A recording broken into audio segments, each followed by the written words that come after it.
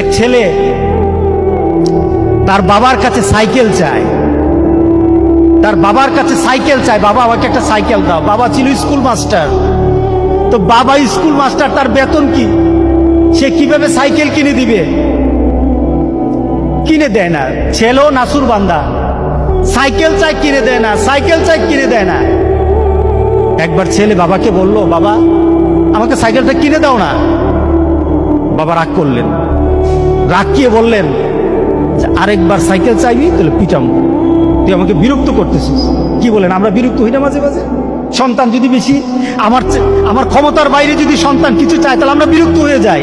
আরেকবার চাইবি তাহলে পিটা দেবো, তাহলে মাইর দেবো, তুই আমাকে বিরক্ত করতেছিস।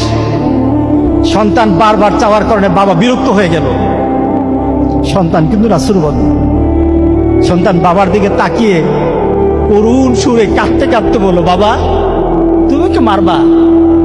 তুমি ছাড়া আমি কার কাছে চাইবো বলো? তুমি ছাড়া তো আমার আর চাওয়ার জায়গা নাই। তুমি আমার আব্বা, এছাড়া আমি কার কাছে চাইবো? যাওয়ার ক্ষমতাও যদি তোমার থাকে তোমার কাছে চাইবো, না চাইলে তিনিও তোমার কাছে চাইবো। আমি কার কাছে চাইবো বলো? তুমি আমাকে ফিরিয়ে দিবে, কিন্তু আমি ফিরিয়ে দিলে দিতে পারো, কিন্তু আমি কার কাছে চাইবো? আমার তো তুমি ছাড়া কেউই নাই। বাবার সাথে সাথে ছেলেটাকে বুকের মধ্যে আঁকড়িয়ে ধরলেন। বাবা তুই আমাকে এমন একটা কথা শুনালি, যা তোকে আগামীকাল সাইকেল কিনে দেবো। সুবহানাল্লাহ, সুবহানাল্লাহ। তার মানে কি, ছেলে তার বাবার হৃদয়ে টাচ করেছে। তার কথার মধ্যে আবেগ ছিল, ভালোবাসা ছিল, নিবেদন ছিল যে বাবা তুমি না দিতে পারো, কিন্তু আমার তো তুমি ছাড়া কেউই নাই। তুমি না বল আমাকে ফিরিয়ে দিতে পারো, কিন্তু আমার চাওয়ার জায়গা তোমার ছাড়া আর তো কেউই নাই, আমি তোমার কাছেই তো চাইবো।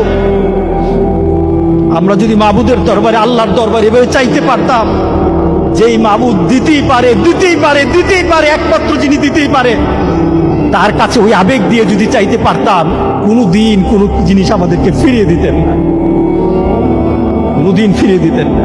আমরা চাইতেই পারি না, আমরা ওইভাবে আল্লাহর দরবারে চাচ্ছি না। আমরা যদি চাইতে পারতাম তাহলে পৃথিবীতে আমাদের এই বিপদ থাকতো না।